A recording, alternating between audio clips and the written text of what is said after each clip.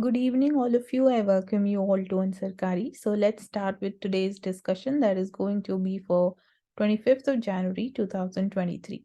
So again, our Union Law Minister is in limelight and he says that Supreme Court is wrong in revealing the sensitive reports. So he says that Collegium putting the IB and the raw reports in public domain is a matter of grave concern. And he also says that government commenting on the issues regarding the NJAC does not lower the dignity of judiciary, but we know that there is a tussle going on between the executive and the judiciary regarding, firstly, the striking down of the NJAC, and secondly, over the collegium system. So that is there, and also there is one more issue that it some personalities and some people in power, they believe that if the parliament passes certain laws, then the Supreme Court cannot overturn that. So that is there. And the Union Law Minister, he also stressed that matters of appointments, they were an administrative matter. And when we talk about the appointment of the judges in high courts and Supreme Courts, so that should be there with the executive and not the judiciary. So that is what he believes, and almost every day we can see his views are there in the newspaper. Then, regarding the olive ridley turtles, I hope you must be knowing about it, that it is found in the majorly, we can say the major part of the population is found near the Odisha coast, near the Bhitarkanika Wildlife Sanctuary. So, this time we are seeing that a mass mortality of these olive ridley turtles is occurring near the Andhra Pradesh coast. And if we talk about the region, then it is there in the Kakinada and the Antarvedi in the Godavari region of the Andhra Pradesh state. So you can locate these positions, these locations on the atlas also for more clarity. And talking about the major reason why there is mass mortality, we are seeing it. One of the possible reasons is the release of wastewater from the aqua ponds is also being released into the sea, and it is suspected to be one of the reasons for the mortality of the turtles. So that is the case.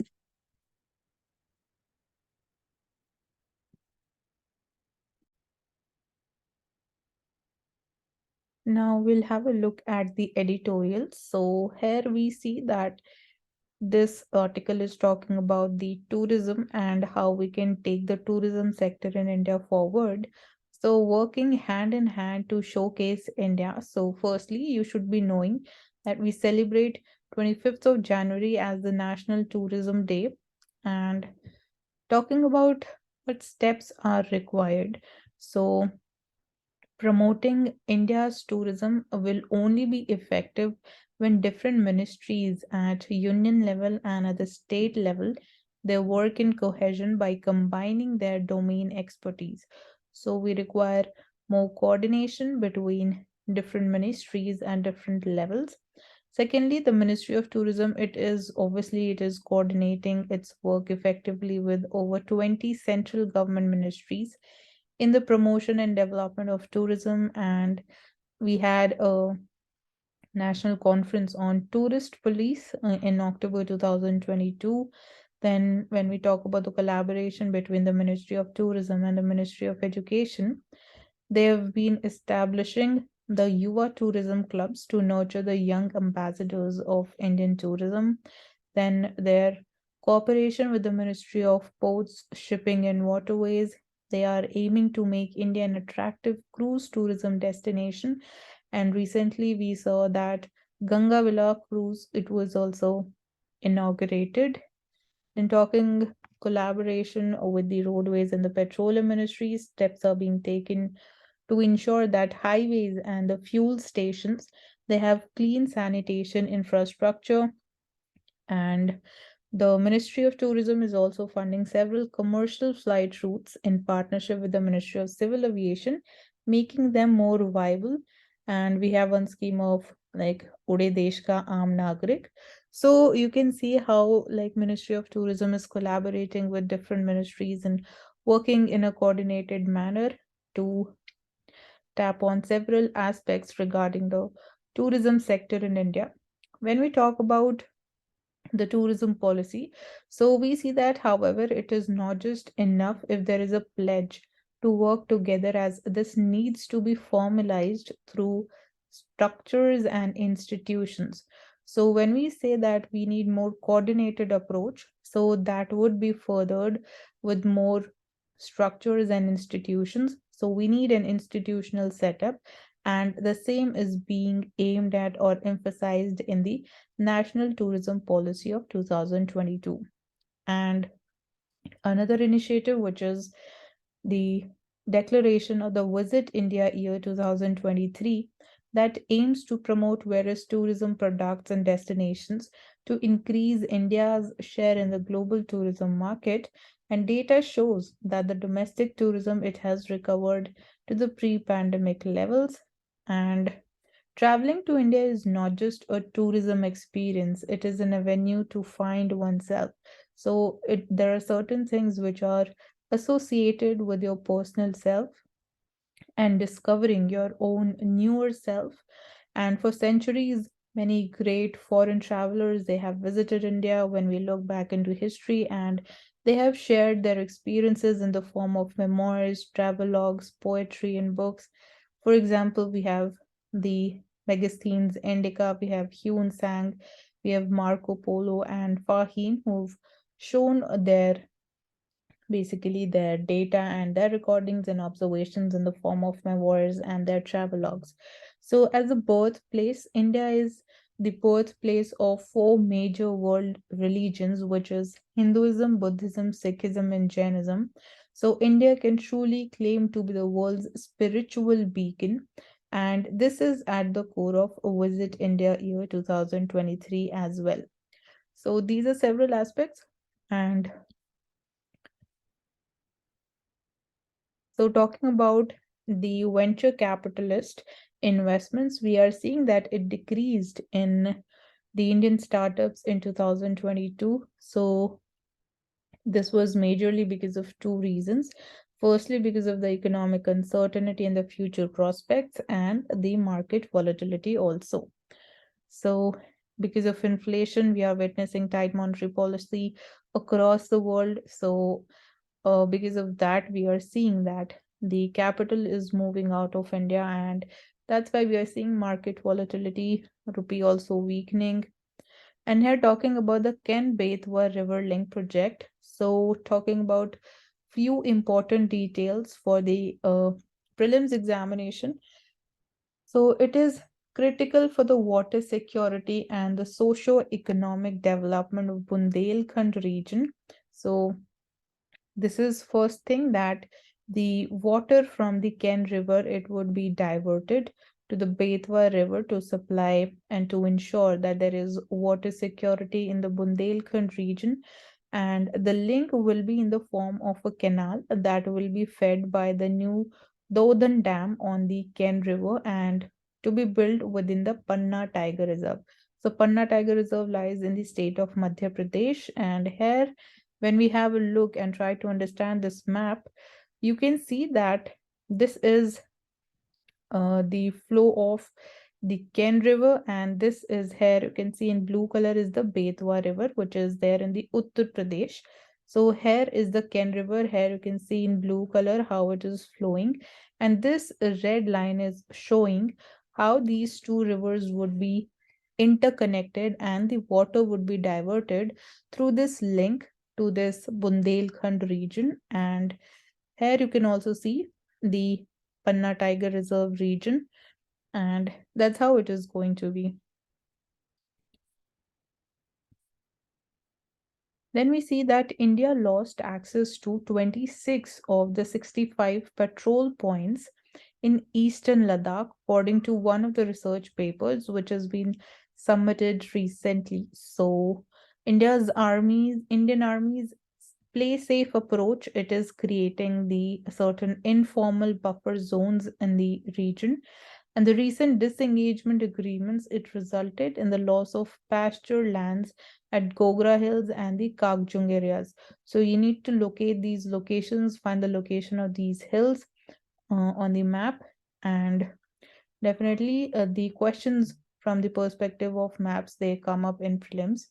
And a prime minister discusses the issue of mental health stigma with the children who've been awarded with the Pradhan Mantri Rashtriya Bal Puraskar Award 2023. And he suggests that awardees make a beginning by solving small problems, gradually building the capacity and developing confidence to solve bigger problems later on in life.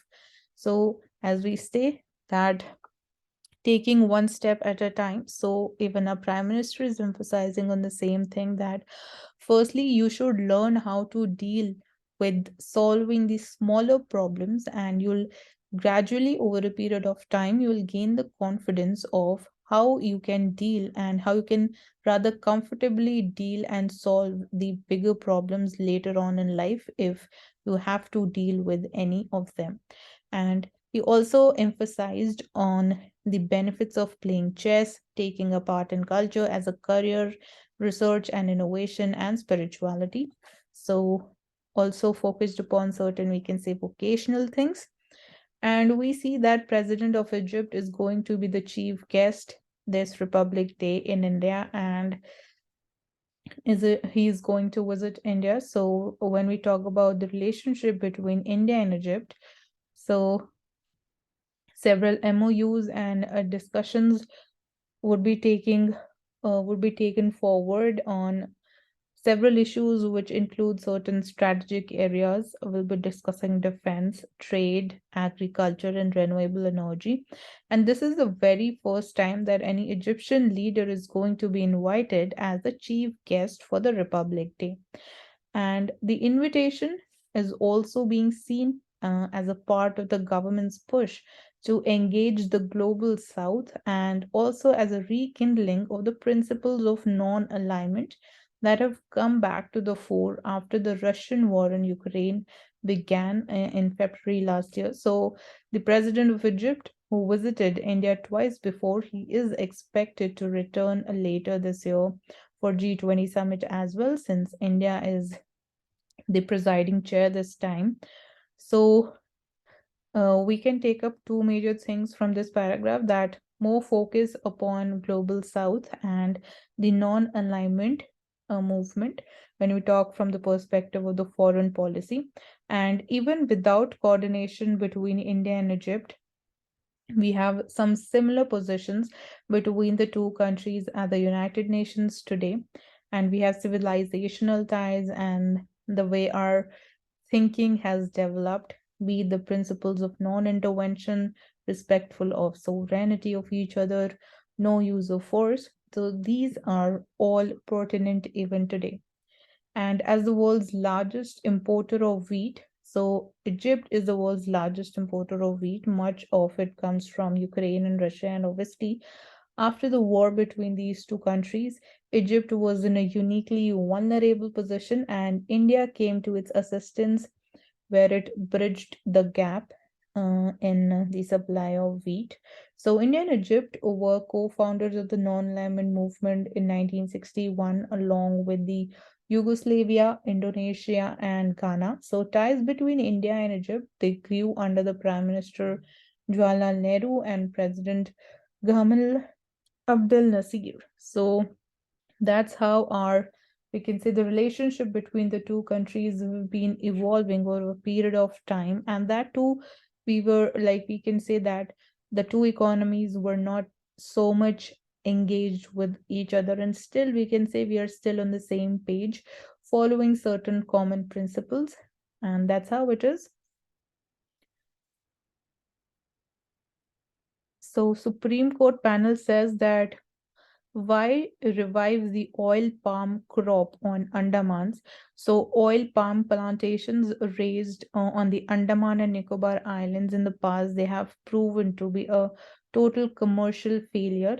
So, talking about the past experience, so that has been a failure, and the Supreme Court panel is saying that any permission for the diversion of the forest land for such red oil palm plantations, it is bound to open the floodgates in all the other states for similar agricultural purposes on forest lands. So it is possible if this is given a go ahead, it is going to have certain repercussions in other states as well on similar grounds. And we can see that the forest land is cleared up for more edible oil plantations. So this is there. And again, when we talk about GM mustard, so Supreme Court is asking the government that what if the risk of the commercial release of the GM mustard is irreversible? So what is going to be plan B for the government to deal with those risks? So, like when we talk about the stand of Supreme Court's technical expert committee regarding the GM mustard, so it says that GM crops were not meant for agriculture in the Indian context, and the reasons were that India has around 5,477 varieties of mustard. Yes, we are here talking about only the varieties of mustard, and that is close to 5,500 varieties, and which would be at risk if we say that GM mustard is given a go ahead and it is promoted, apart from certain, we can say, threats to the environment and the human health also. So the Genetic Engineering Appraisal Committee has given a go ahead and given environmental release of the DMH11 variety of the mustard. So that is one concern. And few days ago, we saw that India has provided its financial assurances to the IMF for restructuring the Sri Lankan debt, and it will be finalized when similar assurances are also provided by China and Japan. So India is coming ahead in aid of Sri Lanka. And from the business page, we see that services exports are going to cross the financial year 2023's goal of $300 billion. And the Commerce Ministry says that merchandise export too, it is seeing a healthy growth despite the world economy is facing risk of recession. There is inflationary pressure and there is overstocking of various commodities. So despite all these three challenges, we are seeing that our export sector is performing nicely as of now. And according to ICRA, the state's interest cost it increases because the borrowing grows by 8%. So states are borrowing more, and which is increasing the burden of paying the interest payments. Now we'll take up the Financial Express. So in Financial Express, we'll be seeing how the CSR is performing, basically the corporate social responsibility. So spending by the companies for CSR, it has grown by just 3% between financial year 2020 and 21. And about 50% of the total spending from the CSR, it went to education and healthcare sectors. And in this data, which is given over here, you can see how slow is the rise in CSR spending. So from financial year 2017 till 2021, you can see the amount has grown, but at a slower pace. And when we talk about the share of the listed versus the unlisted companies, so the share of listed companies is higher, and in comparison between the PSU and the non-PSU firms. So obviously the non-PSU firms have the higher proportion of contributions to the CSR funds. And now we'll talk about one more important topic which is there. So it is regarding the AT1 bonds. So it is important for you to have a look at certain important details of what are these AT1 bonds. So banks, they have to raise the funds through these AT1 bonds to maintain their capital base. So banks, they raise funds through issuing these AT1 bonds to maintain their capital base, and they form the part of tier 1 capital along with the common equity tier. So the funds that are raised, the capital that is raised through these AT1 bonds, they form a part of tier 1 capital.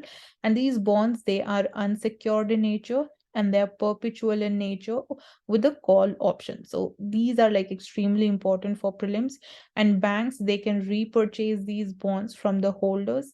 And as per the RBI norms and guidelines, banks, they must maintain a minimum amount of tier 1 capital of 7% of the risk weighted assets. So I'll repeat it again. They have to maintain minimum tier 1 capital of 7% of the risk weighted assets, and these AT1 capital, they cannot exceed 1.5% of the total assets. So these two conditions, they must be satisfied, and they are unsecured in nature and they are perpetual in nature. So they are generally issued on a private placement basis, which means that these are not offered in a public offering and they're not available to the public. So they are generally held to be issued to a group of not more than 50 people. So that is the case. So it is not available to the people, to the public, to, we can say, the retail investors. And these are subordinate to all other forms of debt. And in case of any default by the issuer, so these assume the lowest priority for a repayment. So we can say these are not like too safe and they have certain risk when we talk about if there is any default and getting back your invested amount. So these are like not safer as an investment option. And so what like why this topic is in news is the reason that the Yes Bank, it had issued these AT1 bonds in three tanques in three groups in 2013, 2016, and 2017. And the bank, it underwent a massive reconstitution exercise in 2020. So we know because of certain financial stress, the Yes Bank had to be reconstituted and its board of director was superseded, and RBI appointed one bank's administrator. So the investors, they had sought directions against the NSDL and CDSL to reverse the effect of the write-off. So Yes Bank, it took a decision to write off these AT1 bonds, and the petitioners, the investors, they have sought a direction to reverse this decision by Yes Bank, and the petitioners, they contend that the clause for this write-off, it was not a part of the final scheme of reconstitution of Yes Bank.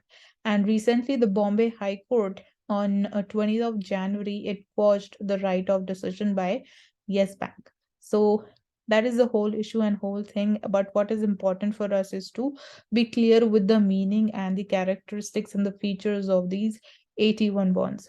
And that's all for today. Thank you for joining in Sarkari. I hope you have learned something new today as well. And you can get the PDF link in the description box. And thank you so much for joining us again. And do not forget to subscribe to our channel as well.